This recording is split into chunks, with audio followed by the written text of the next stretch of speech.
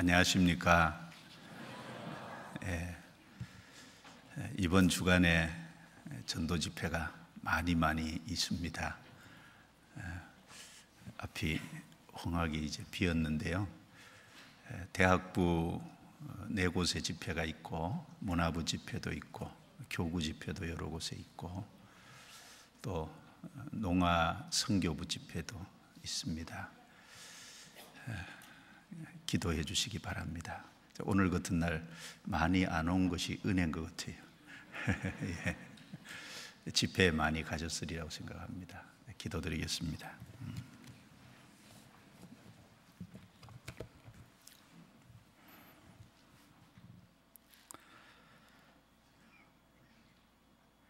거룩하시고 은혜로우시고 자비로우신 우리 아버지 하나님 감사합니다.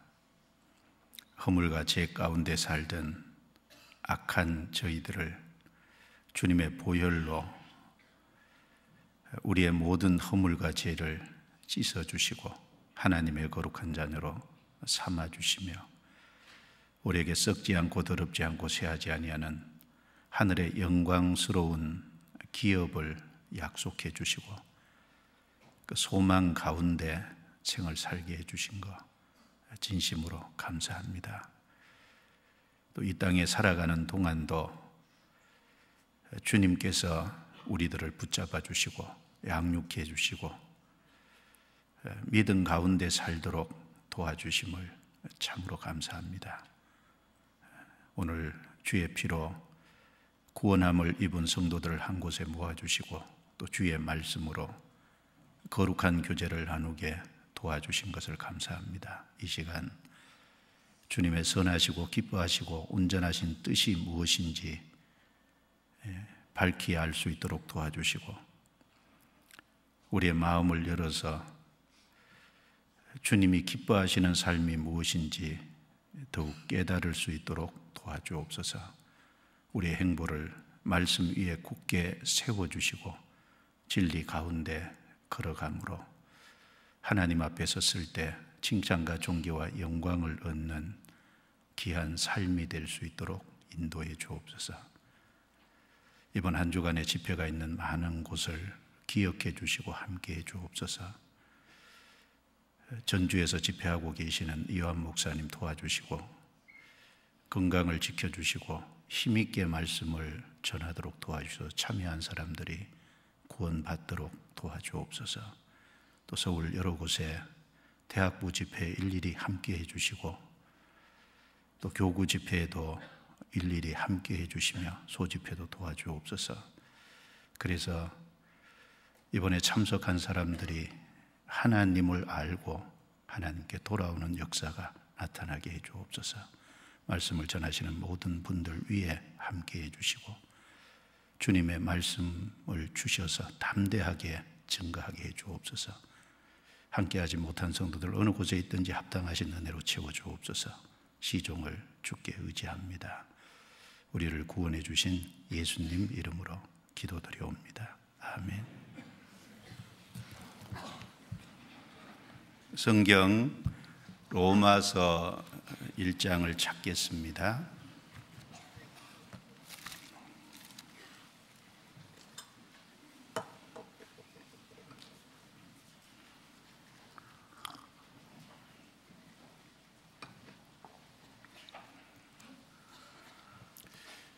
로마서 1장 1절부터 7절까지 제가 읽겠습니다. 예수 그리스도의 종 바울은 사도로 부르심을 받아 하나님의 복음을 위하여 택정함을 입었으니 이 복음은 하나님이 선지자들로 말미암아 그의 아들에 관하여 성경에 미리 약속하신 것이라. 이 아들로 말하면 육신으로는 다윗의 혈통에서 나셨고 성결의 영으로는 죽은 가운데서 부활하여 능력으로 하나님의 아들로 인정되셨으니 곧 우리 주 예수 그리스도시니라. 그로 말미암아 우리가 은혜와 사도의 직분을 받아 그 이름을 위하여 모든 이방인 중에서 믿어 순종케 하나니 너희도 그들 중에 있어 예수 그리스도의 것으로 부르심을 입은 자니라.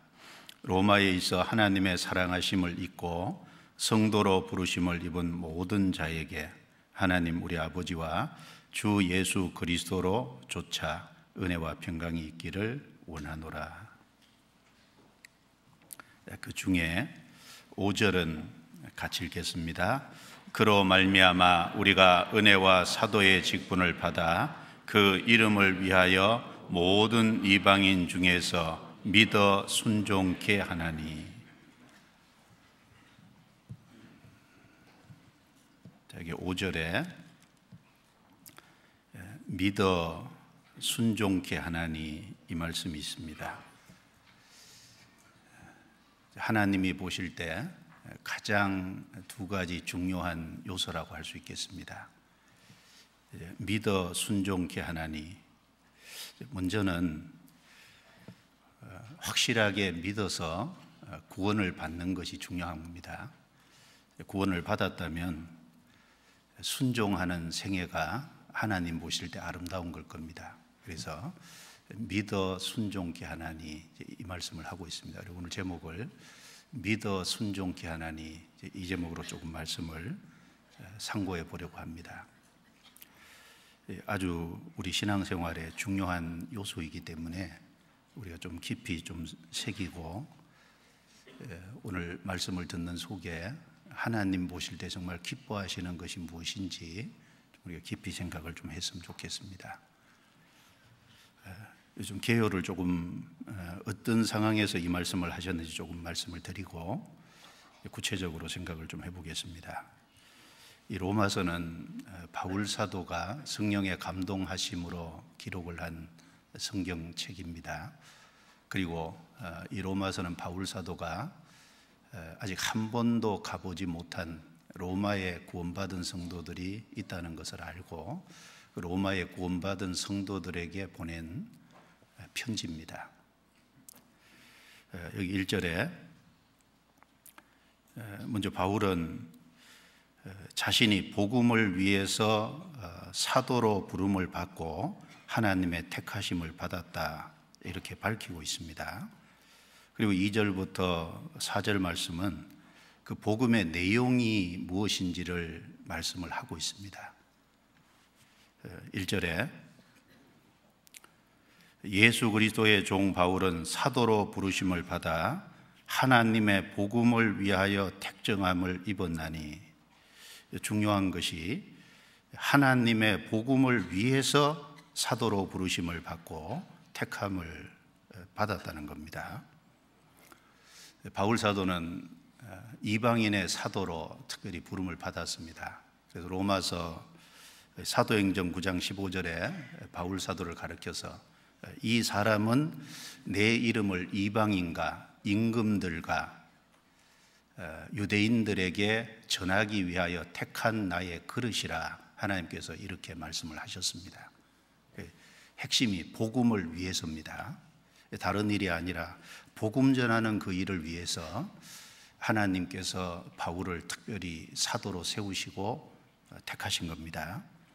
그리고 복음의 내용은 2절부터 4절에 이 복음은 복음의 내용을 말하는 겁니다. 복음의 내용은 그의 아들에 관하여 성경에 미리 약속하신 것이라.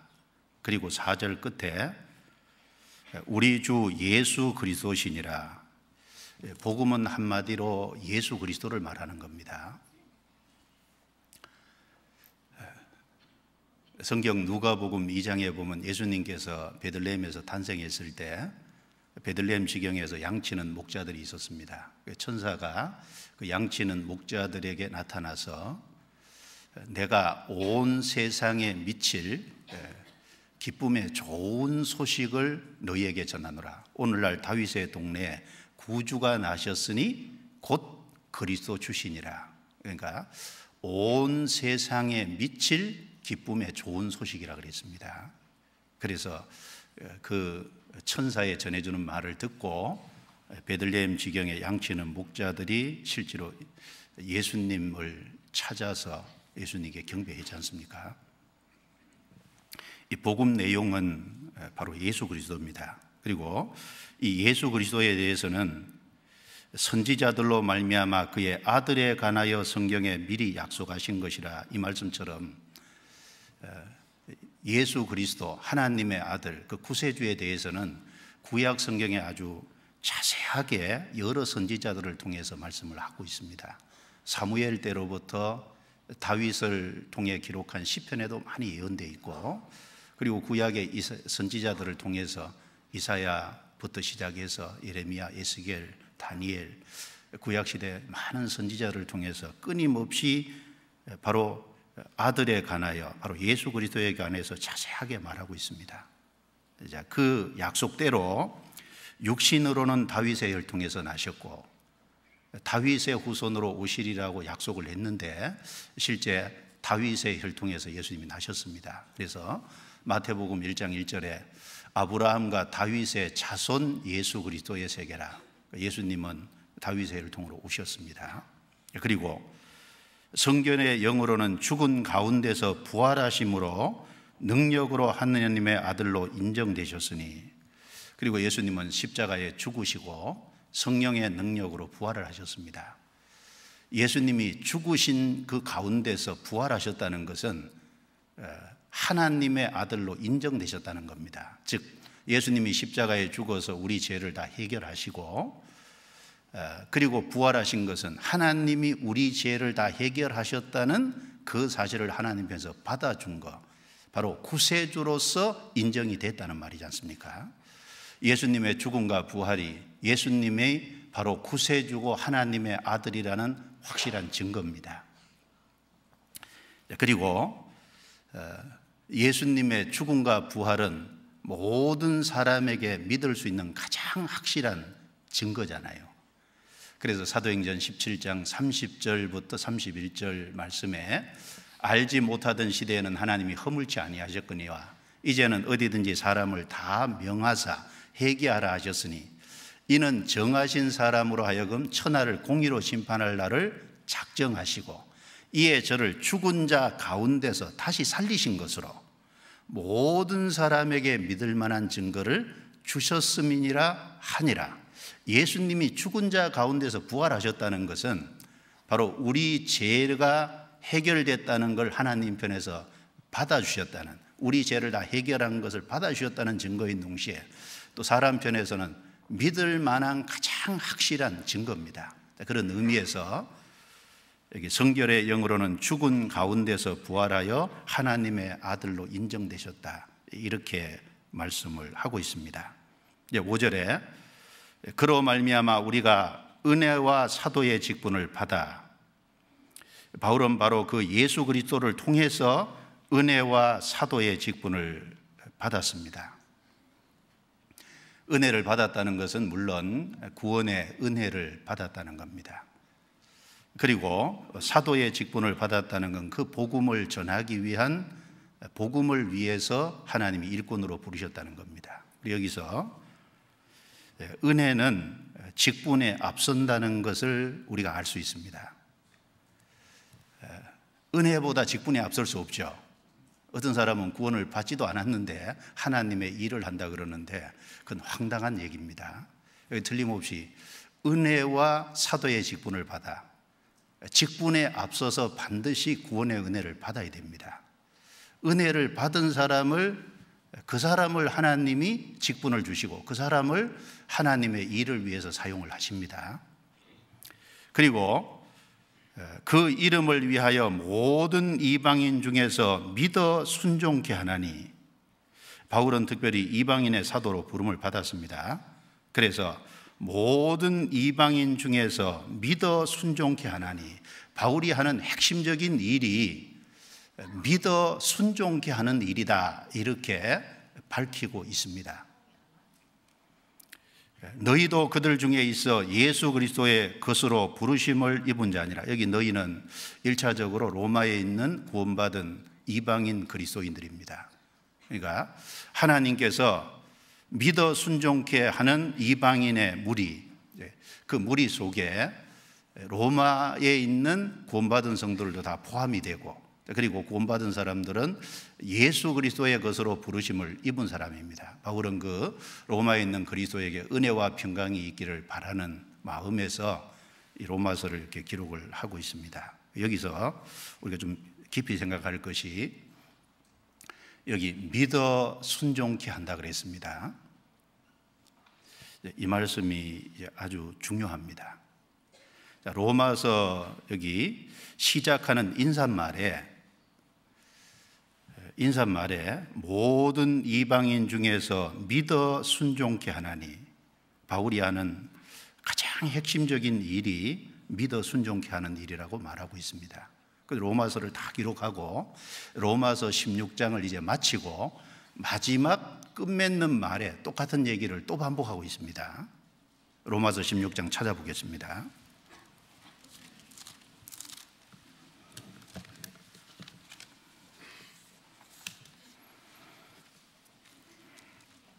(16장) 25절부터 27절입니다. 같이 읽겠습니다. 나의 복음과 예수 그리스도를 전파함은 영세전부터 감치었다가 이제는 나타내신 바 되었으며 영원하신 하나님의 명을 좇아 선지자들의 글로 말미암아 모든 민족으로 믿어 순종케 하시려고 알게 하신 바 그 비밀의 계시를 쫓아낸 것이니 이 복음으로 너희를 능히 경고케 하실 지혜로우신 하나님께 예수 그리스도로 말미암아 영광이 세세 무궁토록 있을지어다. 아멘. 이 로마서 16장 내용은 여기 동역자들 얘기가 많이 나옵니다. 로마서 16장 1절에 갱그리아 교회 일꾼으로 있는 우리 자매 베베부터 시작해서 3절에 너희가 그리스도 예수 안에서 나의 동역자들인 브리스가와 아굴라에게 문안하라. 그래서 여기 바울의 동역자들, 바울과 함께 복음을 전했던 사람들, 바울이 복음을 전하는데 여러 면에서 같이 도우고 합심 협력했던 사람들의 이름이 일일이 거론이 되는데 혹시 세어본 적 있으세요? 제가 일부러 한번 세어봤거든요. 몇 명일까? 여기 이름이 제가 잘못 세지 않았다면 아마 36명일 겁니다. 36명이나 나와 있어요. 이제 하나님께서 복음을 위해서 합심 협력할 때 여기 일일이 다 기록해 놓은 것처럼 일일이 다 기억하신다는 얘기일 거 아닙니까? 그리고 이제 그 얘기를 하면서 동역자들 얘기하면서 25절부터 27절 이제 끝맺는 말을 하고 있습니다. 근데 26절에 이제는 나타내신 바 되었으며 영원하신 하나님의 명을 좇아 선지자들의 글로 말미암아 모든 민족으로 믿어 순종케 하시려고 알게 하신 바 그 비밀의 계시를 쫓아낸 것이니 이 복음으로 너희를 능히 경고케 하실 지혜로우신 하나님께, 여기 1장 5절에 모든 이방으로 믿어 순종케 하나니, 여기서는 모든 민족으로, 모든 이방 똑같은 얘기죠. 믿어 순종케 하시려고, 여기도 믿어 순종케 하시려고. 그래서 하나님이 바울을 특별히 불러내신 것은 유대인이든지 이방인이든지 간에 하나님이 바울을 사도로 세워서 하는 가장 핵심적인 하고자 하는 일이 믿어 순종케 하는 일이었습니다. 믿어 순종케 하나니, 즉 믿음과 순종, 신앙생활의 가장 중요한 핵심 요소잖아요. 먼저는 한 사람이 복음을 확실히 믿고 이제 구원을 받아야 됩니다. 믿으면 구원을 받잖아요. 그 다음에 믿었다면은 순종하는 것이 반드시 뒤따라야 되는 거예요. 왜냐하면 믿어 순종케 하나니 이렇게 말씀했거든요. 믿음으로 딱 끝난 게 아니지 않습니까? 믿어 순종케 하는 것이 하나님이 하시고자 하는 일인 겁니다. 사실 우리 편에서도 가장 중요한 게 믿어 순종하는 일인 겁니다. 믿음과 순종, 이 두 가지는 신앙생활의 가장 중요한 요소고 절대적인 요소라고 할 수 있을 겁니다. 그래서 이 사람은 먼저 믿어서 구원부터 확실하게 받아야 되고, 구원이 진짜 확실하다면은 순종하는 생활을 해야 됩니다. 그리고 순종하는 생활을 하기 위해서는 믿음이 반드시 따라야 되잖아요. 우리 신앙생활을 한마디로 얘기하면 믿음으로 순종하는 생활이라고 할 수 있지 않습니까? 왜냐하면 믿음이 없으면 순종이 안 되거든요. 순종하려고 의지만 가지고 되는 게 아니라 확실한 믿음이 있어야 순종하는 것이 실제로 되는 거지 않습니까? 그래서 순서적으로도 구원받고 순종하는 생활이라고 할 수 있고, 또 실제로 우리 삶의 모든 삶의 전반적인 것이 믿음으로 순종하는 생활이라고 할 수 있을 겁니다. 그런 의미에서 믿음과 순종, 이 두 가지는 아주 중요한 겁니다. 하나님이 우리에게 무엇을 바라실까요? 믿어 순종하는 일을 바라십니다. 하나님이 무엇을 기뻐하실까요? 믿어 순종하는 일을 기뻐하신다는 겁니다. 그래서 확실히 믿고 믿었으면은 순종이 뭔지를 좀 여러 각도에서 좀 생각을 해봐야 될 거예요. 순종이 신앙생활의 가장 중요한 핵심 요소가 되고, 그리고 순종하는 것이 인생의 운명을 가르지 않습니까? 그리고 순종하는 사람에게 하나님께서 역사해 주십니다. 순종하면 하나님이 나머지는 책임지시지 않습니까? 그리고 어떤 것이 바른 순종인지도 좀 생각을 해야 되고, 그리고 하나님 이 시대에 어떤 사람을 찾으실까요? 믿음으로 순종하는 사람을 틀림없이 찾고 계실 겁니다. 믿음으로 순종하는 사람이 받을 축복이 뭔지도 좀 생각해 볼 수 있고, 그리고 믿음으로 순종하는 것이 왜 그렇게 중요한 요소인지도 우리가 좀 생각을 해봐야 되겠습니다. 그래서 여기 믿어 순종케 하나니, 믿음과 순종. 로마서는 성령의 감동으로 기록된 겁니다. 로마서 시작 부분에도 믿어 순종케 하나니, 로마서 끝부분에도 믿어 순종케 하시려고. 그러니까 시작할 때 또 끝날 때 똑같은 말을 반복했다는 것은 로마서 전체 주제가 믿음과 순종이라는 얘기를 하고 있는 거지 않습니까? 로마서가 믿음의 주제가 믿음이라는 걸 모르는 사람은 아마 없을 겁니다. 구원받고 조금 지난 사람은 다 알 거예요. 근데 로마서 또 한 가지 주제가 순종인 겁니다. 믿음만 얘기하자는 게 아니고 로마서 주제가 믿음과 순종인 겁니다. 로마서 1장 찾아보겠습니다.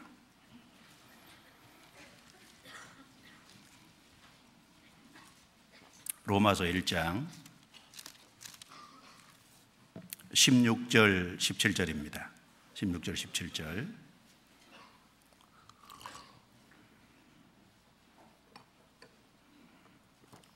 (16절) (17절) 같이 읽겠습니다. 내가 복음을 부끄러워하지 아니하노니 이 복음은 모든 믿는 자에게 구원을 주시는 하나님의 능력이 됨이라. 첫째는 유대인에게요 또한 헬라인에게로다. 복음에는 하나님의 의가 나타나서 믿음으로 믿음에 이르게 하나니 기록된 바 오직 의인은 믿음으로 말미암아 살리라 함과 같으니라. 여기 16절 말씀에 이 복음은 모든 믿는 자에게 구원을 주시는 하나님의 능력이 됨이라. 원래 성경의 복음의 내용 자체가 1장 2절부터 4절에 있는 것처럼 예수 그리스도입니다. 구체적으로 말하면 예수 그리스도께서 십자가에서 내 죄를 해결해 주신 거지 않습니까? 그래서 고린도전서 15장 3절 4절에 보면 내가 받은 것을 먼저 너에게 전하였나니 이는 그리스도께서 성경대로 우리 죄를 위하여 십자가에 죽으시고 장사 지낸 바 되으셨다가 성경대로 사흘 만에 다시 살아나셨다. 그래서 복음의 내용이 무엇인지 정확하게 밝히고 있습니다. 그 고린도전서 15장의 성경대로는 신약 성경이 아직 기록이 안 됐을 당시니까 구약 성경을 말하는 겁니다. 이 복음의 내용은 구약 성경대로 예수님이 십자가에 죽으셨는데 목적이 우리 죄를 위하여 죽으셨다는 겁니다.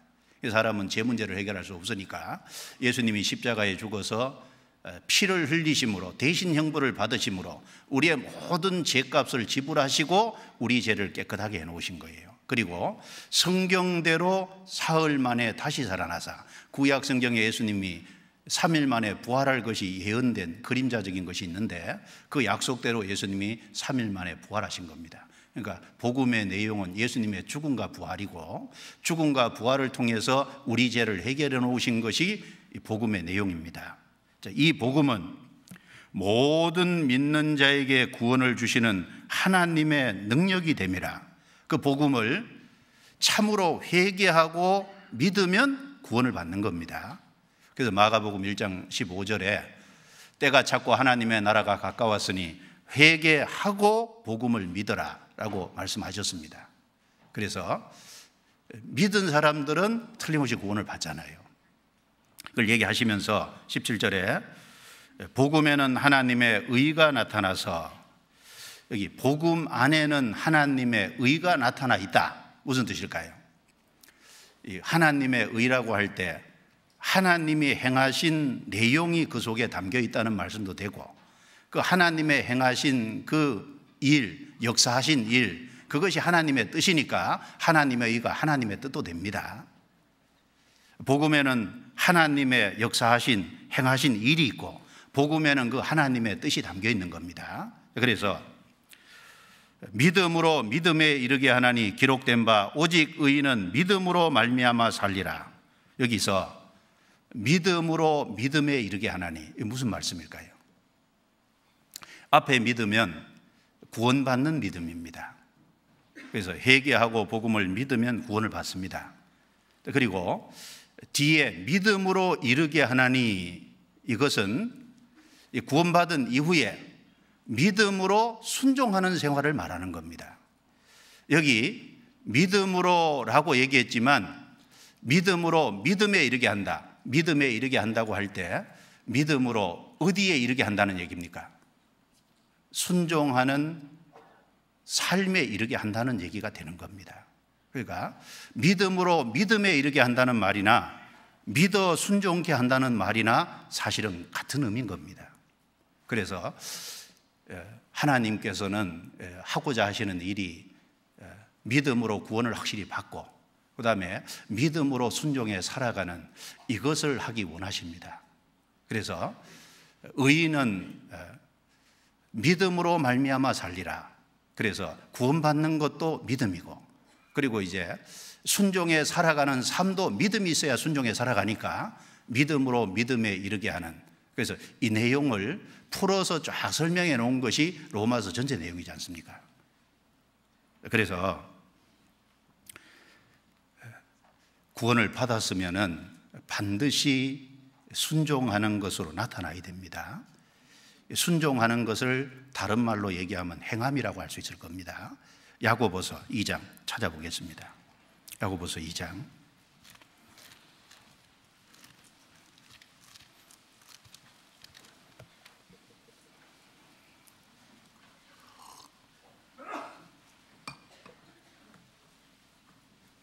야고보서 2장 17절부터 제가 읽겠습니다.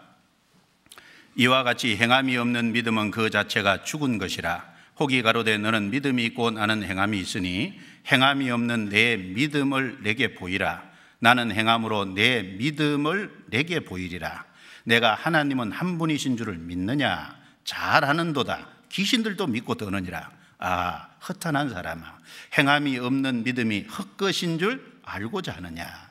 우리 조상 아브라함이 그 아들 이삭을 제단에 드릴 때에 행함으로 의롭다 하심을 받은 것이 아니냐? 내가 보거니와 믿음이 그의 행함과 함께 일하고 행함으로 믿음이 온전케 되었느니라. 이에 경에 이른바 아브라함이 하나님을 믿으니 이것을 의로 여기셨다는 말씀이 응하였고, 그는 하나님의 보시라 칭함을 받았나니 이로보건대 사람이 행함으로 의롭다 하심을 받고 믿음으로만 아니니라. 또 이와 같이 기생 라합이 사자를 접대하고 다른 길로 나가게 할 때에 행함으로 의롭다 하심을 받은 것이 아니냐? 같이 읽습니다. 영혼 없는 몸이 죽은 것 같이 행함이 없는 믿음은 죽은 것이니라. 여기 행함이 없는 믿음은 죽었다, 이렇게 말씀을 하고 있습니다. 자, 영혼이 빠져나간 몸을 가리켜서 죽었다고 얘기하는 것처럼 행함이 없는 믿음은 생명이 없는 믿음이라는 겁니다. 다른 말로 하면 거짓 믿음이라는 거고, 행함이 없는 믿음이 헛것인 줄 네가 알고자 하느냐. 헛것이라는 말은 실체가 없는 거라는 거죠. 생명이 없는 거라는 겁니다. 그래서 바울 사도, 여기 야고보 사도는 나는 행함도 있고 믿음도 있는데 나는 내가 믿음이 있다는 것을 나의 행함으로 나타내 보이겠다. 그런데 너는 믿음이 있다고 하는데 행함은 없으니까 행함이 없는 네 믿음을 내게 어떻게 보일래? 그것을 이제 말씀하는 겁니다. 그럼 여기서 행함이라는 것이 뭘 말하는 걸까요? 믿음으로 순종하는 행위를 가르쳐서 행함이라고 얘기하는 거지 않습니까? 여기서 행함이나 로마서에서 믿어 순종케 하는 순종에 대한 얘기나 같은 얘기를 하고 있는 겁니다. 결국 구원을 받고 난 이후에 순종하는 생활이 없다면 그 사람 믿음이 가짜라는 겁니다. 그 사람 믿음이 생명이 없는 믿음이라는 얘기를 하고 있는 거예요. 여기 그러면서 예를 두 사람 들었죠. 아브라함과 기생 라합을 들었는데 아브라함은 확실히 믿음 있는 사람이었지 않습니까? 창세기 15장 6절에 보면 아브라함이 하나님을 믿음에 하나님이 이것을 의로 여기셨다라고 말씀했습니다. 하나님이 아브라함에게 그 가나안 땅을 지금은 장막치고 있는데 그 가나안 땅을 후손에게 주겠다고 약속한 거예요. 그리고 그 아브라함의 후손으로 하늘의 별과 같이 많게 하겠다고 약속했습니다. 그리고 그 아브라함의 후손 중에 그리스도를 보내주겠다고 약속을 했어요. 구세주를. 근데 아브라함은 그것을 믿었잖아요. 그 믿음을 하나님은 아브라함에게 의로 여기셨다, 구원해 주셨다, 받아주셨다, 그 말입니다. 아브라함은 믿음이 있었기 때문에 여기 말씀한 것처럼 창세기 22장에 독자 이삭을 드리라고 할 때 하나님께 드릴 수 있었다는 겁니다. 믿음이 있었기 때문에 행함으로 순종한 거예요. 기생 라합도 하나님에 대한 확실한 믿음이 있었기 때문에 정탐꾼을 숨겨줬다는 거지 않습니까? 그러니까 여기서 행함으로 구원받는다는 말을 하자는 게 아니고 정말 믿음으로 구원을 받았다면 행함으로 순종하는 행위로 바깥으로 나타내야 된다는 겁니다. 믿어 순종하는 삶이 반드시 필요하다는 것을 말하고 있는 겁니다. 그래서 믿어 순종케 하나니, 믿음과 순종, 이 두 가지는 신앙의 아주 절대적인 중요한 요소라고 할 수 있습니다. 그러니까 이 중에서 먼저 우선적으로 믿어 순종케 하나니, 믿어 순종케 하시려고 믿음이 먼저인 거예요. 먼저 복음을 확실하게 믿고 예수 그리스도에 대한 부분을 확실히 믿고 죄사함을 받고 구원 문제가 확실해져야 되는 겁니다. 이 세상 믿는다고 하는 많은 사람들이 뭔가 열심히 행하려고만 하지 자기 구원 문제, 자기 믿음으로 확실히 천국 들어가는 문제, 그 문제는 어물쩍 넘어가는 경우가 많잖아요. 예수님은 분명히 말씀하시기를 좁은 문을 통과하고 좁은 길을 가라고 말씀하셨습니다. 좁은 문은 믿음으로 구원받는 것이 좁은 문을 얘기하는 거고, 좁은 길은 구원받은 이후에 하나님의 뜻과 하나님의 말씀에 순종하는 생애를 말하는 거지 않습니까? 먼저 구원의 문제가 확실하게 해결이 돼야 됩니다. 그래서 믿는다고 하는 사람들에게 그 믿음이 확실한지 한번 점검해 보라는 얘기를 예수님도 끊임없이 하셨고, 여기 앞서 말씀을 전했던 사도들도 계속해서 얘기하고 있지 않습니까? 그래서 마태복음 7장 21절부터 23절 내용에 보면 나더러 나더러 주여 주여 하는 자마다 천국에 다 들어갈 것이 아니요 다만 하늘에 계신 내 아버지의 뜻대로 행하는 자라야 들어가리라. 그날에 많은 사람이 나더러 이르되 주여 주여 우리가 주의 이름으로 선지자 노릇하며 귀신을 쫓아내며 주의 이름으로 많은 권능을 행치 아니하였나이까 하리니 그때 내가 저에게 밝히 말하되 불법을 행하는 자들아 나를 떠나가라 하리라. 자, 자기는 열심히 했다고 하는데 선지자 노릇하고 기신도 전하고 권능도 행하고. 그런데 예수님은 내가 너를 도무지 알지 못하니 불법을 행하는 자들아 내게서 떠나가라 하리라. 왜냐하면은 뭔가 하기만 했지 주님과 올바른 관계를 맺은 적이 없잖아요. 좁은 문을 통과한 적이 없잖아요. 믿음으로 구원받은 적이 없지 않습니까?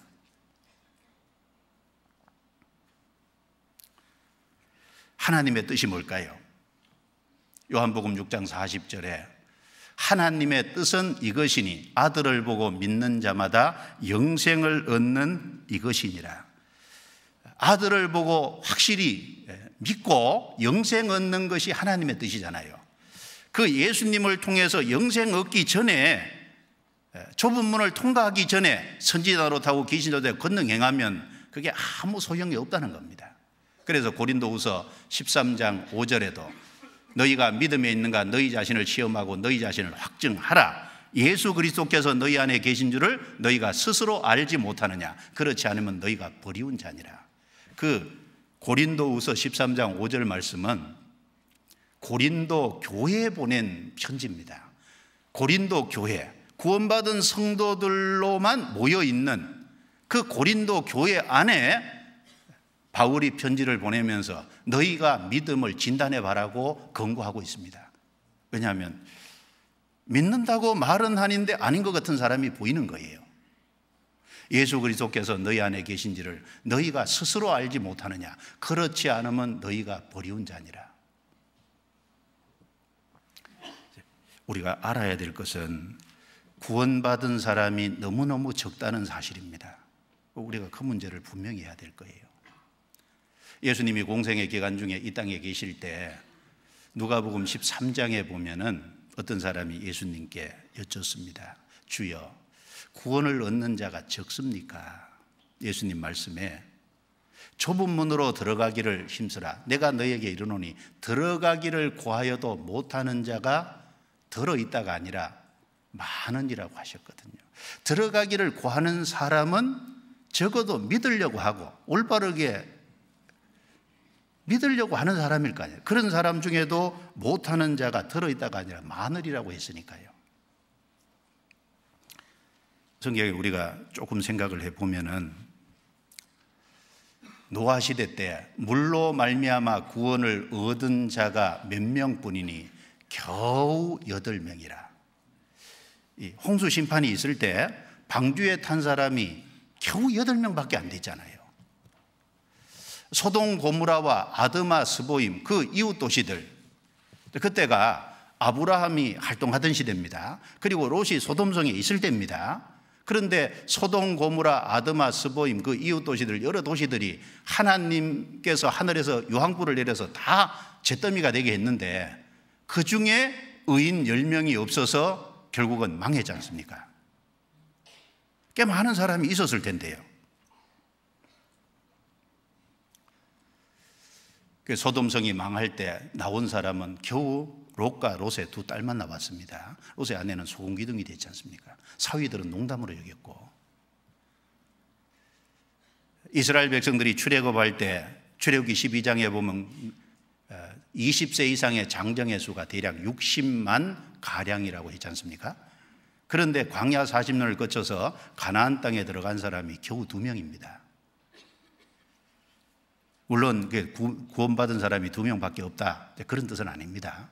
그러나 많은 사람이 광야에서 엎드러졌잖아요. 그런데 그걸 가르쳐서 신약성경 고린도전서 10장 5절에 하나님이 저희의 다수를 기뻐하지 아니하신 거로 저희가 광야에서 멸망을 받았네. 다수를 기뻐하지 아니하신 거로.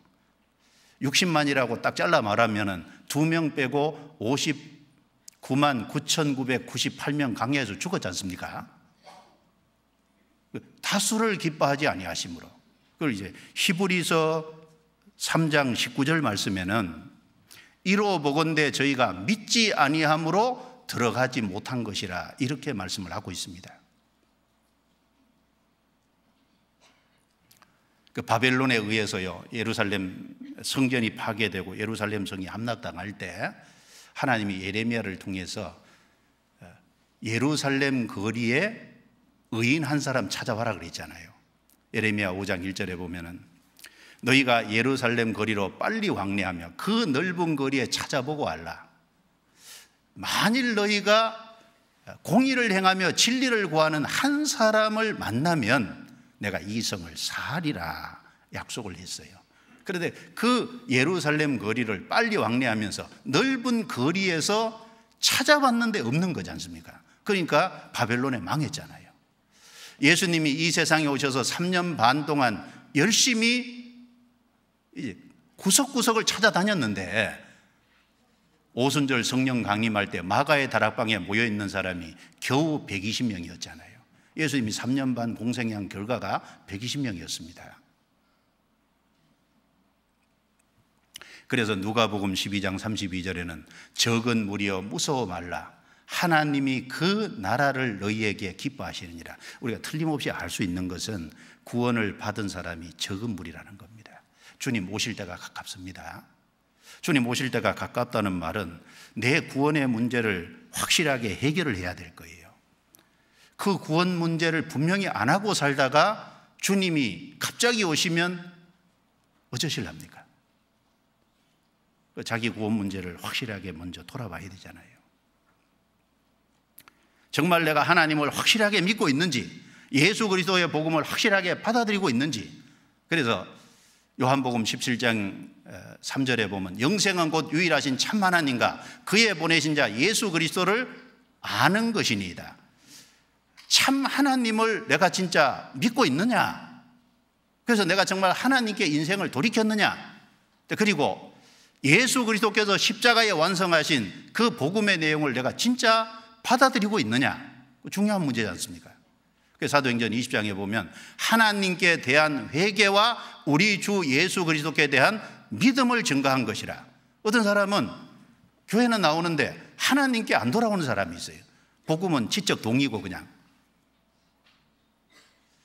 하나님께 마음을 확실히 안 돌이키니까 복음이 안 믿어지는 경향도 있지 않냐 그 말입니다.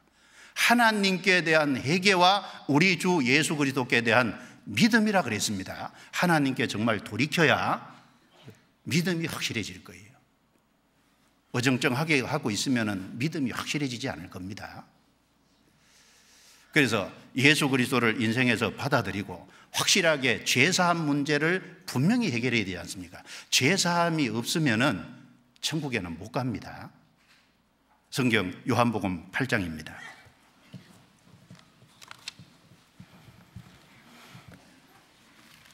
성경 요한복음 8장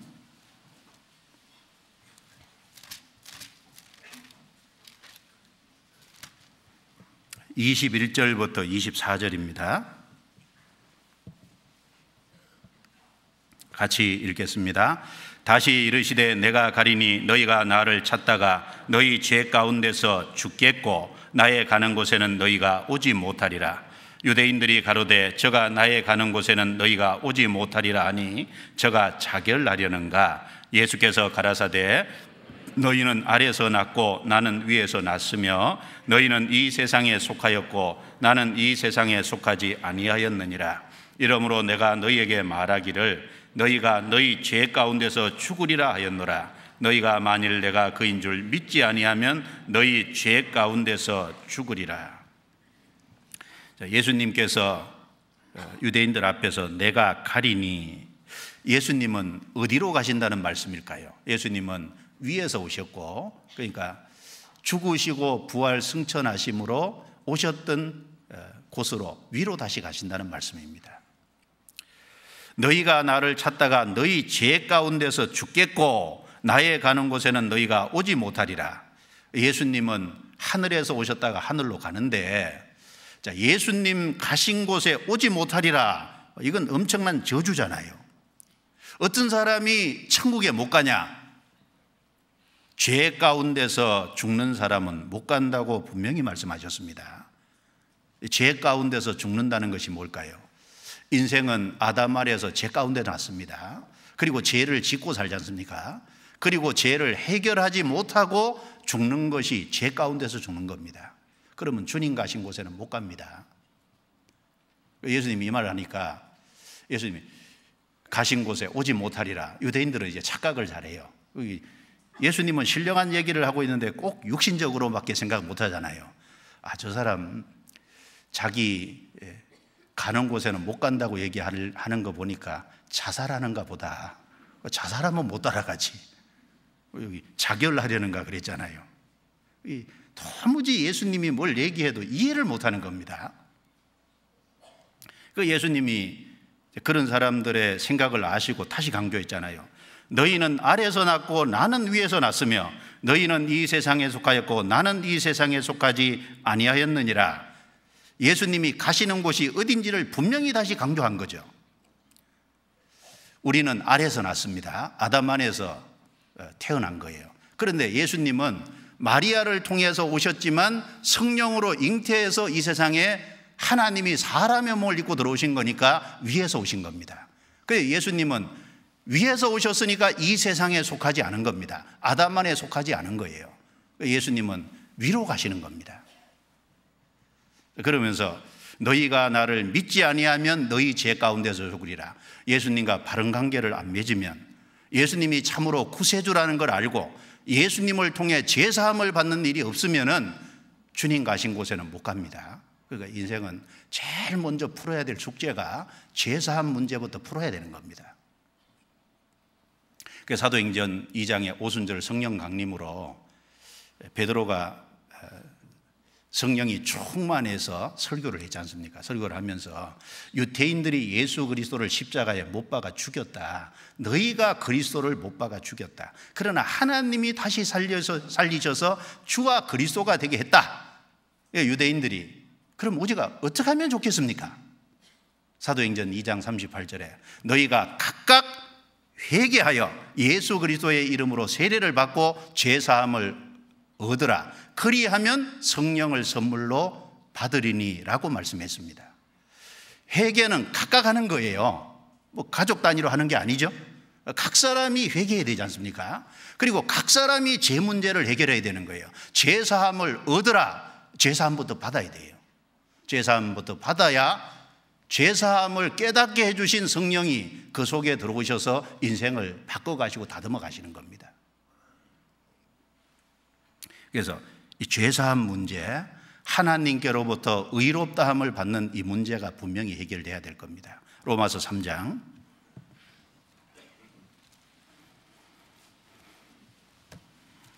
로마서 3장 21절부터 24절입니다.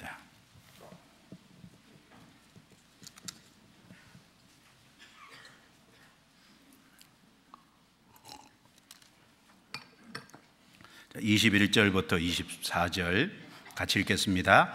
이제는 율법 외에 하나님의 한 의가 나타났으니 율법과 선지자들에게 증거를 받은 것이라. 곧 예수 그리스도를 믿음으로 말미암아 모든 믿는 자에게 미치는 하나님의 의인이 차별이 없느니라. 모든 사람이 죄를 범하였음에 하나님의 영광에 이르지 못하더니 그리스도 예수 안에 있는 구속으로 말미암아 하나님의 은혜로 값없이 의롭다 하심을 얻은 자 되었느니라. 19절 20절 말씀에는 율법은 죄를 깨닫게 해주셨고 율법은 하나님의 심판 아래 있다는 것을 가르쳐주고 율법을 범한 죄는 형벌받는다는 것을 말씀하시면서 이제는 율법 외에 율법이 아닌 하나님의 한 의가 나타났다. 복음에는 하나님의 의가 나타났다고 로마서 1장 16절에 말씀했는데 바로 그 하나님의 의입니다.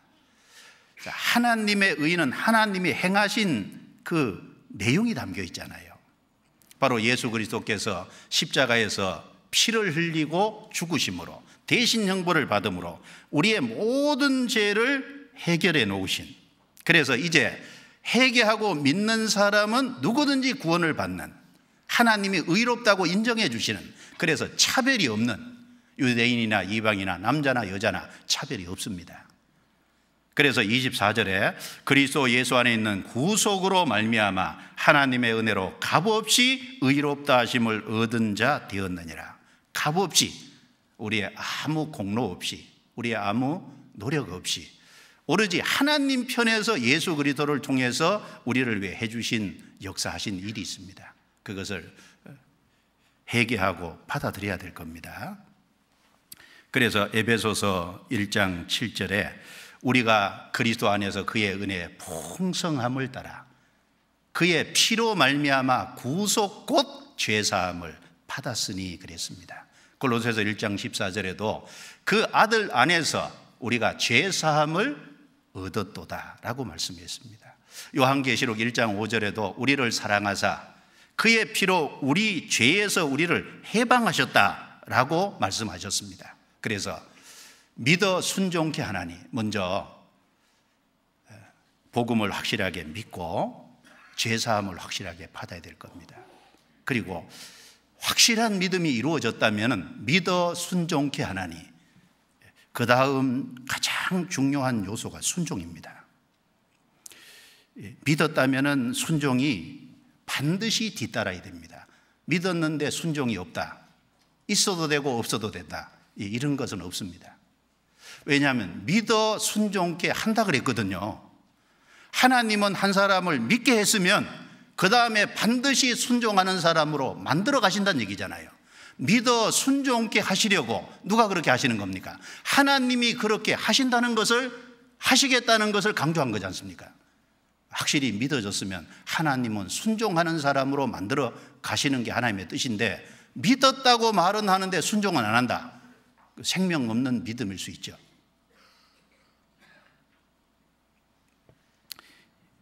믿어 순종케 하나니, 믿음으로 믿음에 이르게 하나니, 믿었다면, 복음을 확실히 믿고 구원받았다면 믿음으로 순종하는 생애가 반드시 뒤따라야 됩니다. 우리가 조금 생각해 볼 것이, 순종은 자기 운명을 결정짓는 가장 중요한 사실 요소가 되지 않습니까?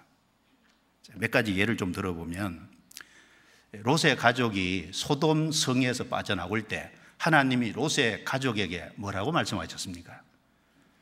뒤를 돌아보지 마라 라고 분명히 말씀하셨어요. 근데 그 말씀 하나 딱 붙잡고 뒤를 안 돌아보면 되잖아요. 그런데 롯의 처는 그런 말씀이 내려졌음에도 불구하고 순종 안 하고 뒤돌아봐 소금기둥이 되지 않습니까? 가나안 땅에 들어간 이스라엘 백성들에게 하나님께서 신명기 28장을 통해서 순종하면 모든 민족 위에 뛰어나게 해주실 것이다, 그리고 순종하면 어디서든지 무엇을 하든지 하나님이 축복해 주실 것이다, 들어가도 나가도 복을 얻을 것이다. 그런데 15절부터 불순종하면은 가장 낮은 위치에 떨어지게 해줄 것이다, 들어가든 나가든 무엇을 하든 어디에 있든지 간에 하나님이 저주하실 것이다. 신명기 28장은 가나안 땅에 들어간 이스라엘 백성들이 순종하면 복을 받고 불순종하면 저주받을 것을, 순종과 저주를 아주 분명히 나누어서 두 가지를 강조해서 말씀하셨습니다. 그런데 거기에 순종하면 복받을 얘기는 14절까지밖에 없고 나머지 15절부터 60몇 절까지 긴 말씀이 불순종하면 저주받을 것을 훨씬 더 많이 얘기해 놨잖아요. 왜 훨씬 더 많이 얘기해 놨을까요? 경계하신 거지 않습니까? 사람은 본성적으로 불순종할 가능성이 훨씬 큰 거니까 불순종과 저주에 대한 얘기는 훨씬 많습니다. 그러니까 이스라엘 백성들은 순종하면 복을 받고 불순종하면 저주니까 주님께 순종하면은 복 내린다 그래서 그 말씀 딱 붙잡고 순종하면 되잖아요. 근데 순종하지 않지 않습니까? 에덴 동산의 아담에게 가장 중요한 것이 뭘까요? 사실 순종이지 않습니까? 선악을 알게 하는 나무 실과는 먹지 말라, 먹는 날에는 내가 정령 죽으리라 하시니라. 에덴 동산에 보기 아름답고 먹기에 좋은 열매가 많지 않습니까?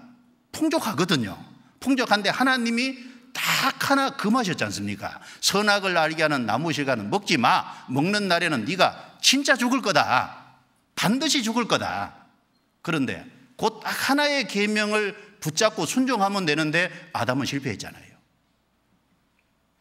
아담은 실패함으로 온 인류가 죄 아래, 그리고 심판 아래, 멸망 아래 떨어졌습니다. 예수님에게 있어서 가장 중요한 건 뭘까요? 예수님은 순종하는 거지 않습니까? 예수님이 십자가를 앞에 두시고 겟세마네 동산에서 땀방울이 핏방울이 되도록 간절히 기도하셨습니다. 왜 그렇게 기도하셨습니까? 하나님의 뜻과 하나님의 말씀에 순종하기 위해서 간절히 기도하신 거지 않습니까? 이 잔을 내게서 지나가게 하옵소서. 그러나 내 뜻대로 마옵시고 아버지의 뜻대로 되기를 원하나이다. 아버지의 뜻대로 순종하기 위해서 땀방울이 핏방울이 되도록 간절히 기도했잖아요. 예수님은 승리하셨습니다. 그래서 히브리서 5장 9절에 보면 그가 아들이시라도 받으신 고난으로 순종함을 배워서 온전하게 되었은즉 자기를 순종하는 모든 자에게 영원한 구원의 근원이 되시고, 예수님은 하나님의 아들이잖아요. 아들이라도 받으신 고난으로 순종함을 배웠다. 그래서 온전하게 됐다. 온전하게 됐다는 말이 무슨 뜻일까요? 예수님이 순종하셨기 때문에 우리의 구세주로서 온전하게 됐다는 얘기입니다. 우리를 구원하실 자격을 갖춘 거예요. 그래서 자기를 순종하는 모든 자에게 영원한 구원의 근원이 되셨다. 영원한 구원의 근원입니다. 예수님이 순종하셨기 때문에 우리가 구원을 받은 거예요. 그래서 이 순종하느냐 불순종하느냐 이 문제는 운명이 확 갈리게 돼 있는 겁니다. 불순종하면은 타락하게 되는 거고, 심판과 멸망에 떨어지는 게, 순종하면 생명을 얻고 영원한 곳으로 인도되게 되는 거잖아요. 로마서 5장입니다. 로마서 5장. 로마서 5장 18절 19절. 18절 19절 같이 읽어보겠습니다. 그런즉 한 범죄로 많은 사람이 정죄에 이른 것 같이 의의 한 행동으로 말미암아 많은 사람이 의롭다 하심을 받아 생명에 이르렀느니라. 한 사람의 순종치 아니함으로 많은 사람이 죄인 된 것 같이 한 사람의 순종하심으로 많은 사람이 의인이 되리라. 19절에 한 사람의 순종치 아니함으로, 이건 아담 얘기고, 한 사람의 순종하심으로, 이것은 예수님 얘기입니다. 아담 한 사람이 에덴 동산에서 불순종함으로 많은 사람을 죄인의 길, 그리고 18절에 보면 정죄에 이르게 했다. 심판 길로, 멸망 길로, 형벌의 길로 이끌어지 않습니까?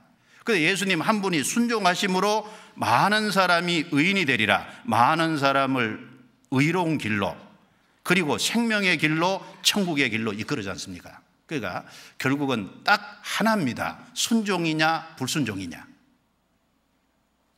순종과 불순종은 완전히 운명을 가르는 겁니다. 그런데 이제 우리는 아담 안에서 불순종의 자식으로 났는데, 다행히 예수님께서 순종하심으로 말미암아 우리를 구원받게 해놨잖아요. 그리고 우리에게 생명을 주시고 우리를 천국의 길로 인도하시고 우리를 의인으로 만들어 놓으셨습니다. 그러면은 하나님은 불순종의 사람을 구원해서 순종의 사람으로 만들어 가시기를 원하시는 거지 않습니까? 사람은 순종을 할 때 하나님의 역사를 경험하게 돼 있는 거예요. 구원도요, 순종할 때 구원받잖아요. 사실 믿는다는 말을 다른 말로 하면은 순종하는 거지 않습니까? 그래서 요한복음 3장 36절에 보면은 아들을 믿는 자는 생명이 있고 아들을 순종치 아니하는 자는 영생을 보지 못하고 도리어 그 위에 하나님의 진노가 머물러 있느니라. 그 말씀에서 아들이 있는 자, 믿는 자에게는 생명이 있고 아들을 순종치 아니하는 자에게는 영생을 보지 못하고, 믿지 아니하는 자에게는 그래야 될 것 같은데 순종치 아니하는 자에게는, 그러니까 믿는 것과 순종은 이꼬르라는 겁니다. 안 믿는 것과 불순종은 이꼬르라는 얘기예요. 그러니까 한 사람이 구원을 받는 것도 결국은 순종해서 구원받지 않습니까? 순종할 때 구원의 역사를 경험합니다. 그리고 열매 맺는 삶도 순종할 때 열매 맺지 않습니까? 로마서 6장 15절부터 19절입니다. 15절부터 19절 같이 읽겠습니다. 그런즉 어찌하리요? 우리가 법 아래 있지 아니하고 은혜 아래 있으니 죄를 지으리요?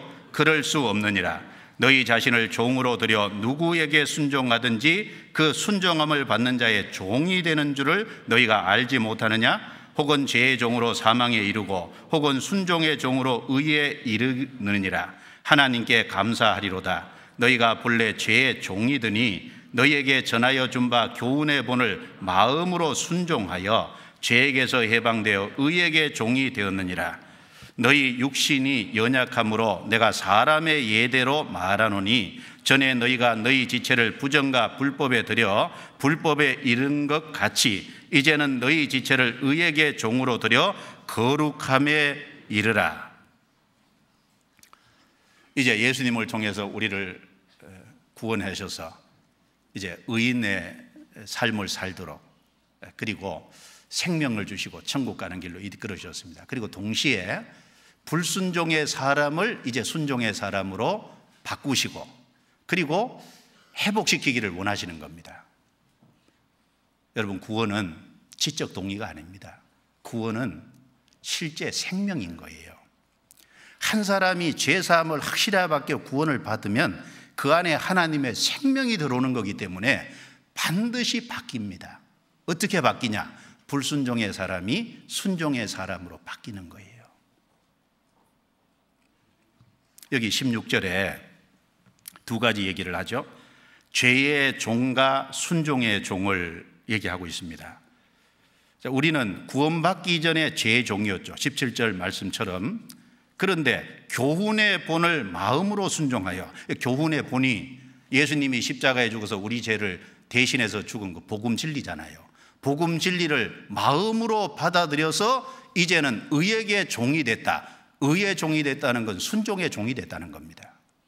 우리가 아담 안에서 죄의 종으로 있을 때는 열매 맺는 삶이 없었습니다. 그런데 이제 구원받고 순종의 종으로서 순종하는 삶을 통해서 열매 맺는 것을 이제 만들어가는 거예요. 열매 맺는 삶이 됩니다. 그래서 여기 19절 끝에 이제는 너희 지체를 의에게 종으로 드려, 의에게 종으로 드리라는 게 의에 순종하라는 겁니다. 거룩함에 이르라, 이렇게 말씀을 하셨습니다. 그래서 구원받으면 그 사람이 이제 이 세상에서 구별되게 되고, 그 사람이 또 다른 사람의 영혼을 건져서 주님께로 돌아오게 하면 그 사람도 세상에서 구별이 되는 거잖아요. 거룩함에 이런 열매입니다. 그래서 한 사람이 삶 속에 열매 맺는 것도 결국은 순종으로 열매 맺습니다. 그리고 우리가 주님 앞에 가서 상을 얻는 것도 순종할 때 상을 얻잖아요. 시편 19편 11절에 또 주의 종이 이로 경계를 받고 이를 지킴으로 상이 크니이다. 천국에서 상을 크게 받으려면 지킴으로 상이 크니이다. 우리가 구원받는 것은 믿음으로 구원받지만 구원받아서 이제 나머지 삶에 순종하는 것을 통해서 지킴으로, 순종이죠. 그래서 하나님 앞에 상이 되는 겁니다. 그러니까 구원을 받는 것도, 그리고 삶 속에 열매 맺는 것도, 결국은 하나님 앞에 상 받는 것도 믿어 순종케 하나니 믿은 후에 순종으로 말미암아 이루어지는 것입니다. 그러니까 하나님의 역사를 경험하기 위해서는 반드시 순종해야 되는 겁니다. 그리고 하나님의 능력과 역사가 나타나는 출발점이 어딜까요? 순종이잖아요. 믿음으로 순종하느냐, 순종 안 하느냐에 따라서 순종하면 하나님의 능력과 역사가 나타나게 돼 있고, 불순종하면은 하나님의 능력과 역사가 끊어지게 돼 있는 것은 당연한 겁니다. 결국은 하나님의 역사를 경험하는 그 출발점이 순종이 될 겁니다. 성경 마태복음 13장을 한번 찾아보겠습니다. 13장.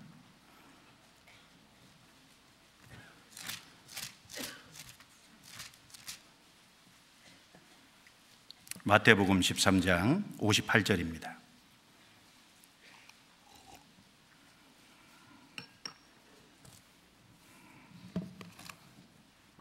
13장 58절 같이 읽어볼까요?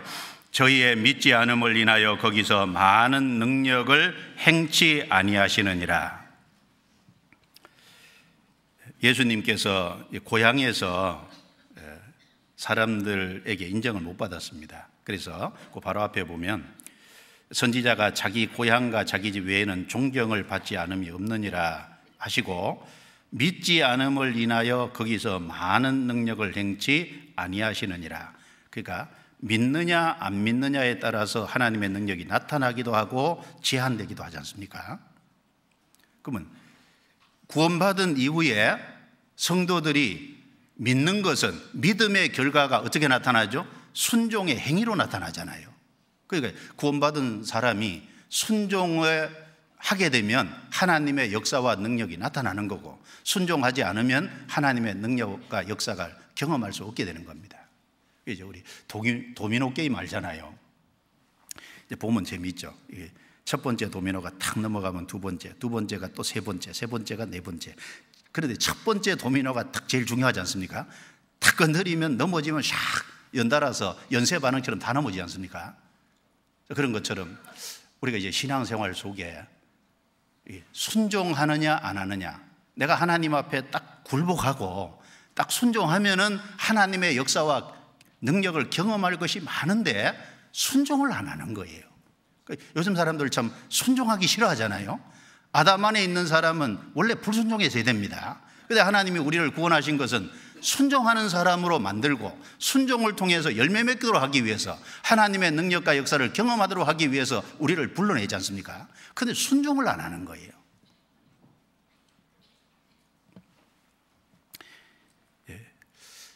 베드로가 순종을 했습니다. 밤새도록 고기 잡았지만 못 잡았잖아요. 그래서 이제 그물을 씻고 정리하고 들어가려고 그러는데 주님이 오셨습니다. 그리고 베드로의 배를 빌려가지고 육지에서 조금 뛰기를 청하고 그 배 위에서 해변에 앉는 이 어부들을 가르치신 거예요. 이 베드로의 배니까 마침 베드로는 옆에서 예수님 말씀을 충분히 들었어요. 그리고 예수님께서 베드로에게 명령하셨습니다. 깊은 데로 가서 그물을 내려라. 그런데 베드로가 선생이요, 내가 밤이 맞도록 수고를 하였으되 얻은 것이 없지만은 내가 주의 말씀에 순종하여 그물을 내리리이다. 말씀에 순종해서 그물을 내렸습니다. 실제 깊은 데로 가서 내렸잖아요. 그 어마어마한 양의 고기가 잡히지 않습니까? 자기도 놀라고 같이 어부 생활하는 야고보와 요한도 놀랐습니다. 두 배 막 가득 잠기게 됐으니까요. 그런데 주의 말씀에 의지하여 주의 말씀에 순종하여 그 작은 순종 하나가 그 사건으로 말미암아 베드로가 자기가 죄인인 줄 알고 베드로가 자기 앞에 서신 예수님이 구세주인 줄 알아봤잖아요. 그리고 나를 따르라, 사람을 낚는 어부가 되게 하리라. 그 사건을 계기로 예수님을 따르게 됐잖아요. 사도로서 귀하게 쓰임 받았지 않습니까? 그 출발이 어디입니까? 주의 말씀에 의지하여 주의 말씀에 의지해서 그물 내린 그 하나 사건 때문에 베드로 인생이 확 바뀐 거지 않습니까? 사실 보면은 작은 것 같은데 그 작은 순종이 인생을 바꿔놓은 거예요. 아람의 군대 장관 나아만이요, 몸이 깨끗하게 되는, 문둥병이 깨끗하게 나은 것도 결국은 요단 강물에 들어가서 7번 몸을 씻어라, 어린아이처럼 깨끗해지리라. 엘리사가 말해준 그 하나님의 말씀을 붙잡고 가서 씻었잖아요. 처음에는 안 하려고 그랬는데 옆에 지혜로운 신하가 있었지 않습니까? 아니, 어려운 거 시켜도 할 텐데 그거 뭐 쉬운 거 아닙니까? 가서 하면 되지요. 그래서 가서 7번 요단 강물에 몸을 담그고 정확하게 나오니까 살이 어린아이처럼 깨끗해졌잖아요. 그게 별거 아닌 것 같은데 그 순종 딱 하나가 그 몸을 깨끗하게 만든 거예요. 그 사건으로 이스라엘의 하나님이 참 하나님인 것을 알게 됐지 않습니까? 요단강이 갈라진 것도 제사장들이 벗개를 메고 들어서라는 말씀에 순종해서 들어서니까 갈라졌잖아요.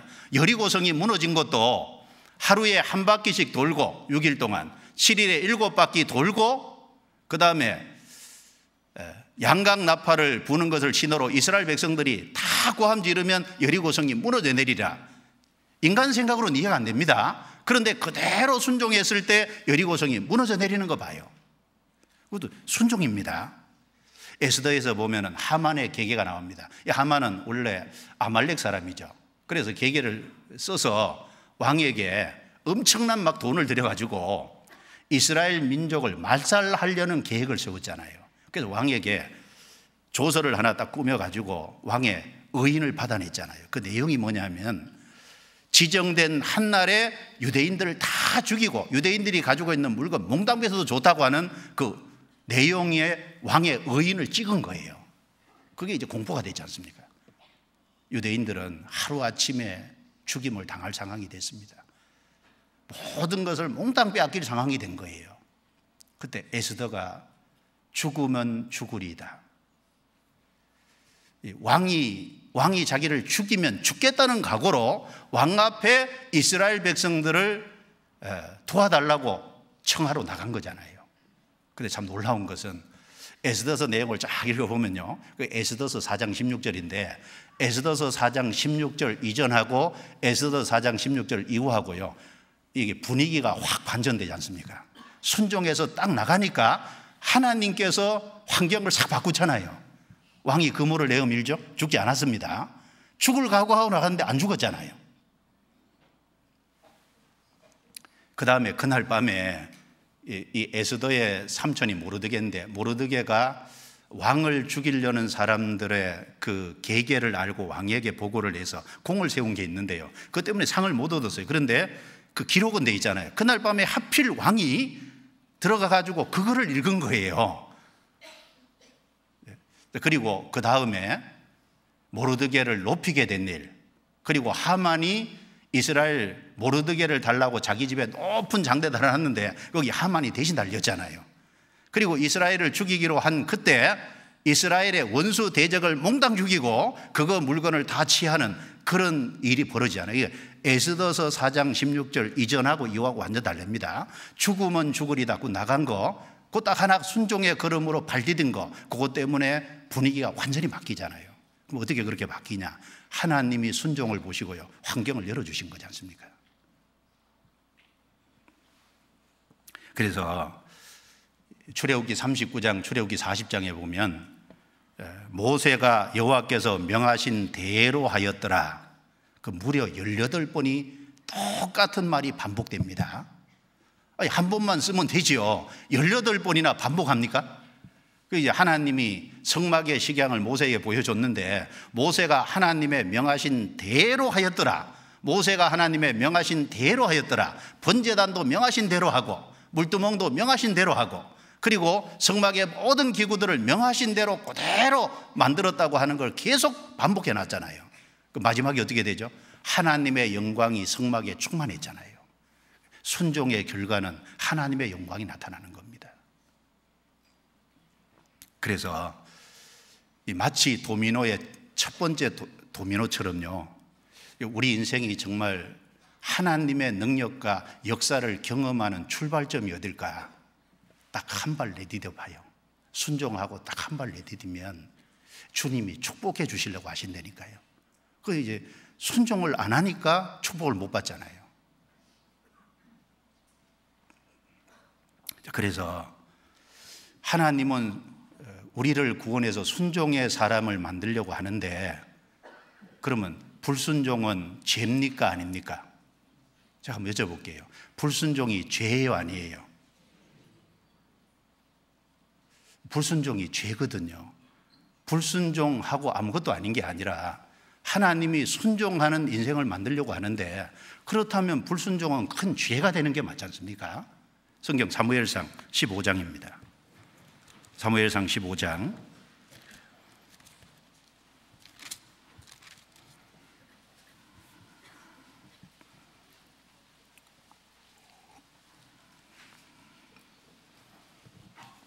사무엘상 15장 22절 23절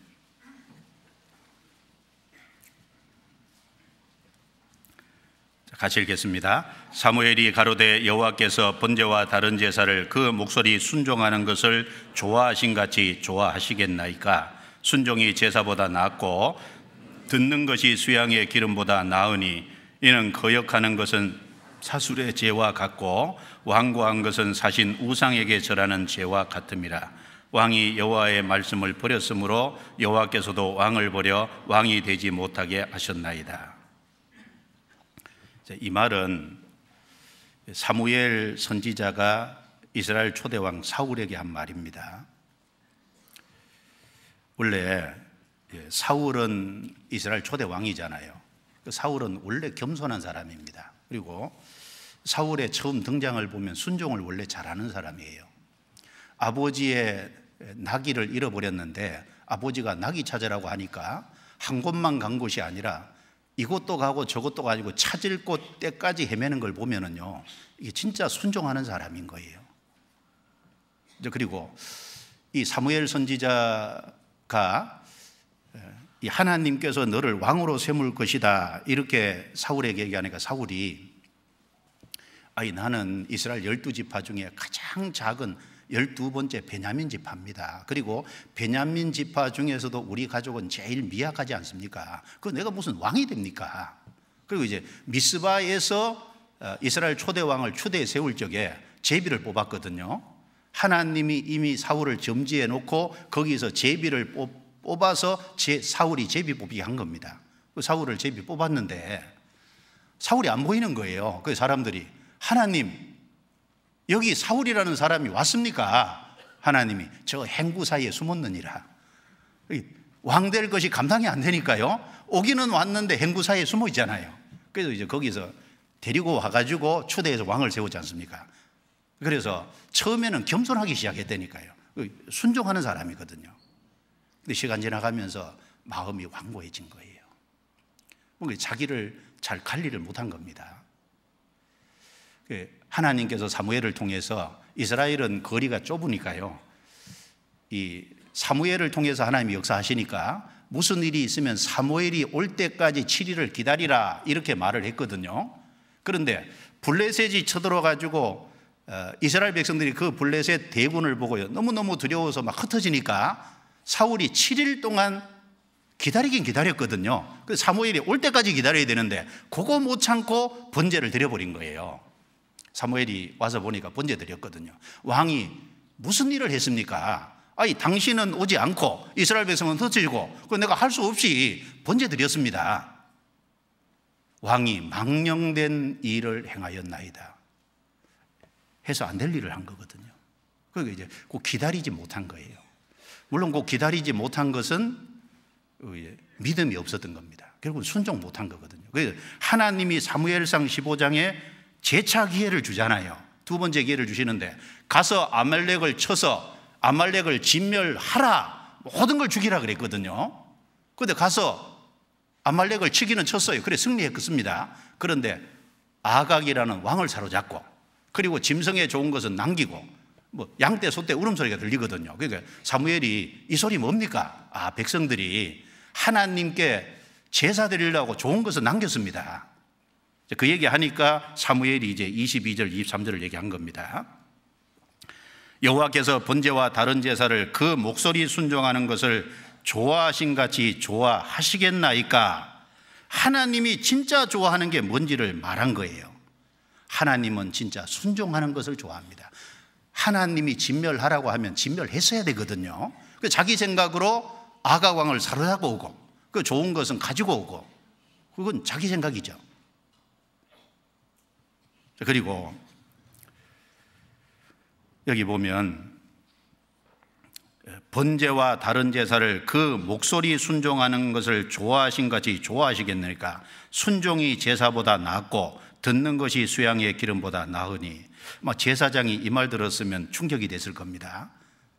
왜냐하면 하나님이 제사 드리는 건 하나님과 이스라엘 관계를 바르게 맺기 위해서 하나님이 정해주신 제도잖아요. 그런데 순종이 제사보다 낫고 이 말이 있을 때 제사 충격이 안 되겠습니까? 하나님은 제일 기뻐하시고 즐거워하시는 게 순종하는 겁니다. 이 목소리 순종하는 게 단지 듣는 걸 말하는 게 아니라 믿음을 근거로 해서 순종하는 행위를 말하는 거예요. 믿음을 근거로 해서 순종할 때 하나님이 그것을 가장 좋아하시고 기뻐하신다는 겁니다. 그리고 여기 얘기하기를 이는 거역하는 것은 사술의 죄와 같고 완고한 것은 사신 우상에게 절하는 죄와 같음이라. 참 심각한 거지 않습니까? 거역하는 것은 사술의 죄와 같대요. 그 순종 안 하고 그걸 거스리는 것은 사술의 죄가 뭡니까? 점치고 무당굿하고 이런 게 사술이잖아요. 하나님이 가장 싫어하는 것이 우상숭배고 그런 것인데, 그 우상숭배하는, 사신 우상에게 절하는 죄와 같다. 사신 우상, 죽은 우상에게 절하는 게 하나님이 얼마나 싫어하는 건데요. 그것 때문에 이스라엘이 바벨론에, 예루살렘이 망하고 성전이 다 파괴되고 붙잡혀 가서 70년 동안 고생했잖아요. 그 우상 숭배를 하나님이 이스라엘 끊으려고 그렇게 하신 거지 않습니까? 우리 삶에도 마찬가지입니다. 우리 삶에 하나님이 순종하지 않고 완고하게 하면, 또 순종하지 않고 거역하면요, 하나님 죄로 보신다니까요. 순종 안 하는 건 틀림없이 죄입니다. 구원을 받았으면 일단 아니오라는 말은 자꾸 안 하는 게 좋아요.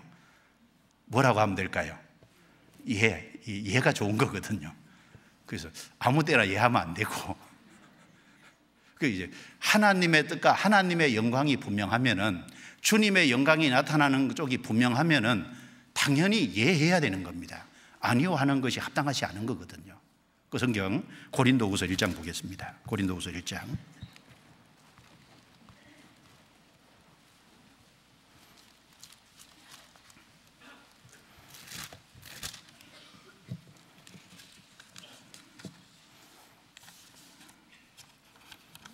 고린도후서 1장 19절 20절입니다. 19절 20절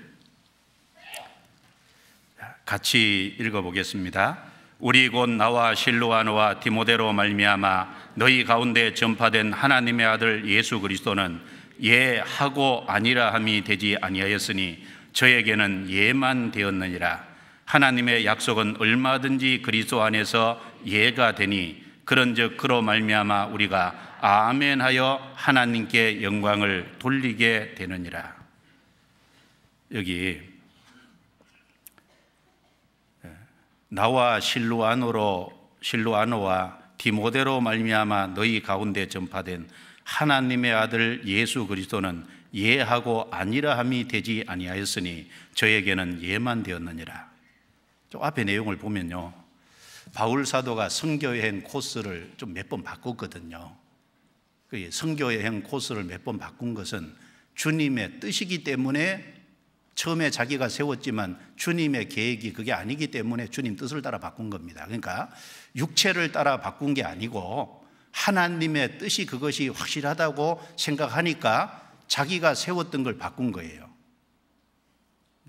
그래서 이제 이스라엘 백성들은 바꾸니까, 이랬다 저랬다 하니까 이스라엘 백성들 여기 이제 고린도 성도들 입장에서는 바울이 이랬다 저랬다 한다, 우유부단하다, 바울은 말을 뒤집는 걸 식은 죽 먹게 한다, 뭐 이런 얘기를 하잖아요. 그러니까 이제 내가 선교 코스를 바꿀 때 그걸 육체를 따라 했겠느냐, 하나님의 뜻을 따라 하기 위해서 신중하지 않았겠느냐, 그걸 얘기하면서 너희 가운데 전파된 하나님의 아들 예수 그리스도는 예하고 아니라 함이 되지 아니하였으니 저에게는 예만 되었느니라. 예수 그리스도는 이 땅에 오셔서 예라는 생애만 살았거든요. 그걸 말하는 겁니다. 예수님은 이 땅에 오셔서 하나님 아버지의 뜻을 다 생애 속에서 이루었는데, 예수님은 아버지의 뜻에 아니오라고 한 말이 한 번도 없잖아요. 예만 되었느니라. 예수님은 예라는 생애를 산 거거든요.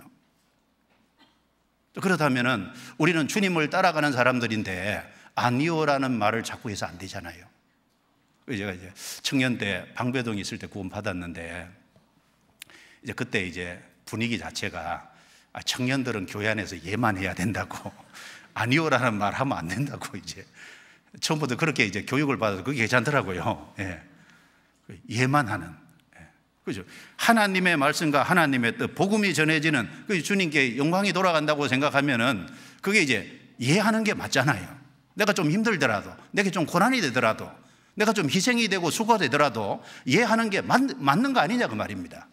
그런데 여기 이제 세상은 아니오라는 말을 워낙 많이 하니까 교회 안에도 아니오라는 얘기가 자꾸 들어오는 거예요.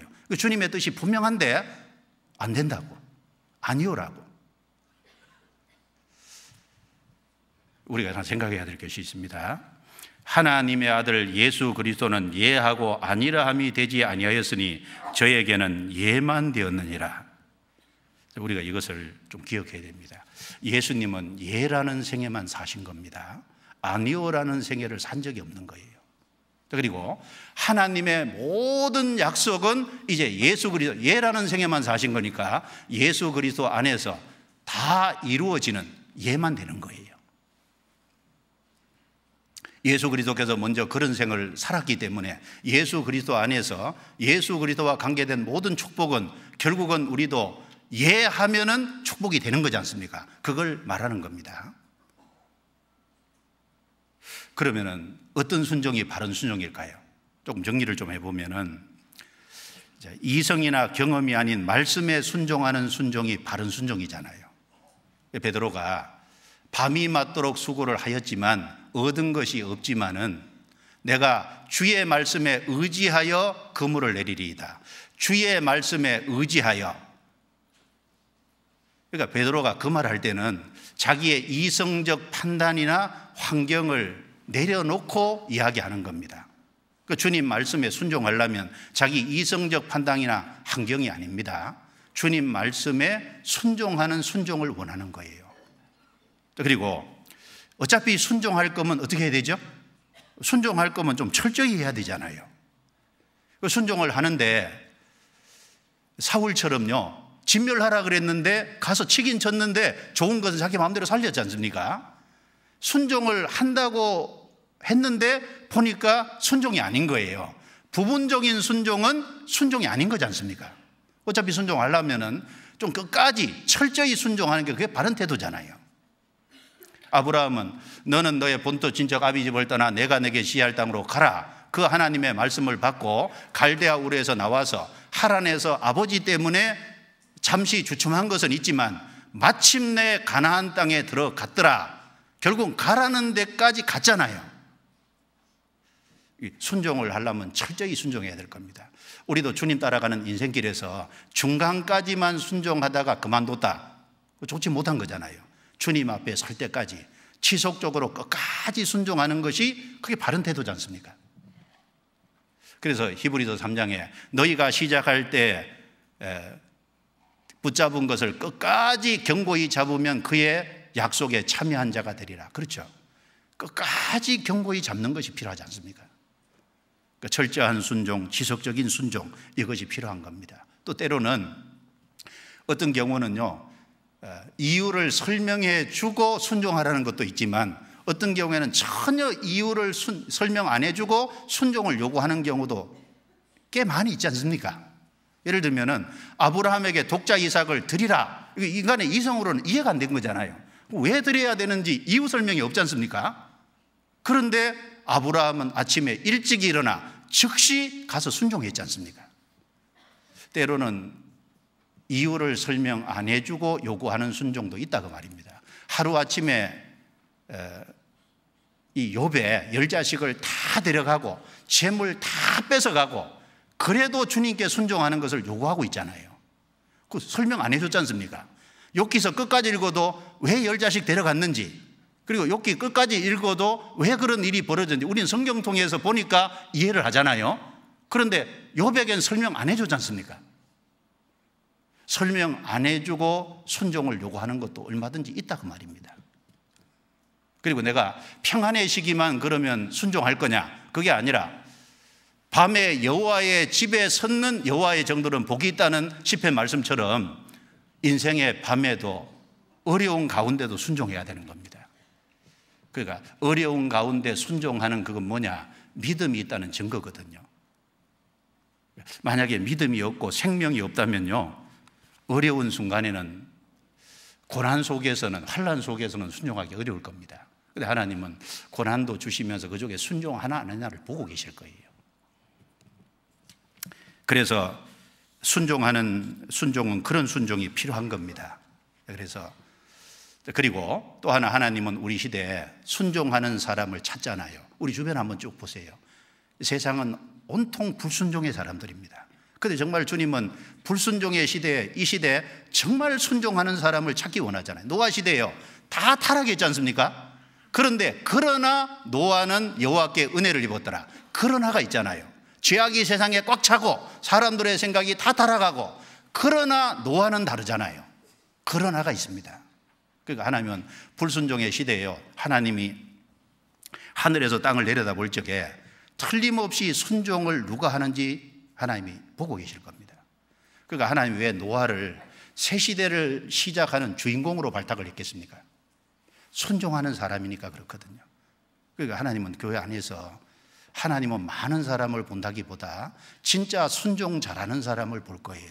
순종 잘하는 사람을 눈여겨보시고 하나님은 그런 사람을 통해서 역사를 이루기를 틀림없이 원하실 겁니다. 그리고 순종하는 자에게 주시는 축복이 많지 않습니까? 순종하는 사람은 성경 전체에 보면 하나님이 끝까지 동행해 주시잖아요. 그리고 순종하는 사람은 순종 안 하는 사람이 보지 못하는 더 신령한 것을 하나님이 보도록 축복해 주시는 그런 것이 있지 않습니까? 하나님께 더 귀하게 쓰임받고 주님 앞에 섰을 때 칭찬과 존귀와 영광이라는 게 있지 않습니까? 순종하는 사람에게 주실 축복이 틀림없이 따로 있는 거예요. 그리고 순종이 왜 그렇게 귀할까요? 믿어 순종케 하나니. 가만히 생각해 보세요. 순종하려면요, 믿음이 없으면 진짜 순종이 안 된다니까요. 하나님의 약속이라는 것을 믿지 않으면 순종을 못하게 돼 있는 겁니다. 예를 들면 사르밧 과부에게 마지막 양식인데 너 그것 중에서 나를 위해서 조그만 떡 하나 만들어 와라. 그러면 이 기근이 끝나는 날까지 통에 가루 그리고 병에 기름병에 기름 안 떨어질 거다. 그거 안 믿으면 작은 떡 만들어 올 수가 없잖아요. 그거 믿으니까 만들어 오지 않습니까? 그러니까 순종하려면 반드시 믿음이 기초가 되고 전제되어 있어야 되거든요. 그리고 또 믿음을 순종을 잘하려면 사랑이 있어야 되거든요. 누가 부모에게 순종해요? 부모를 사랑하는 자식입니다. 부모를 높이는 자식이고 부모를 존경하는 자식. 그래서 위아래를 잘 알고 부모를 정말 존경하고 부모 뜻을 따르고 부모에게 은혜를 받아서 부모를 정말 사랑하는 그런 사람이 부모에게 순종을 잘하지 않습니까? 그러니까 하나님 앞에서도 마찬가지인 거예요. 순종을 잘하려면 사실 마음바탕에 하나님을 향한 사랑이 깔려있지 않으면 순종이 안 되도록 되어 있는 겁니다. 왜 순종의 가치가 귀하냐? 믿음과 사랑, 그리고 또 하나 뭘까요? 소망이 전제돼야 됩니다. 모세가 왜 끝까지 충성할 수 있었을까요? 상주심을 바라봄이라. 소망이 확실했거든요. 그러니까 믿음, 소망, 사랑이 마음바탕에 전제되지 않으면 원래 순종이 안 나오게 돼 있는 거예요. 그러니까 한 사람이 순종한다, 그게 간단한 얘기가 아닙니다. 한 사람이 순종할 때는 그 사람이 먼저 구원이 확실해지고 주님의 생명을 받아서 정말 성령의 도우심으로 살아가는 가운데 믿음, 소망, 사랑이 키워져서 그 믿음, 소망, 사랑이 마음에 충만하면요, 순종해서, 그것도 기쁜 마음으로 순종해서 가게 돼 있는 거예요. 하나님은 그런 사람을 들어서 크게 사용하시기를 원합니다. 자, 따라해 보시죠. 믿어 순종케 하나니. 우리 신앙의 아주 중요한 요소입니다. 믿음과 순종. 한번 좀 묵상을 좀 많이 해보시면 좋겠습니다. 기도드리겠습니다.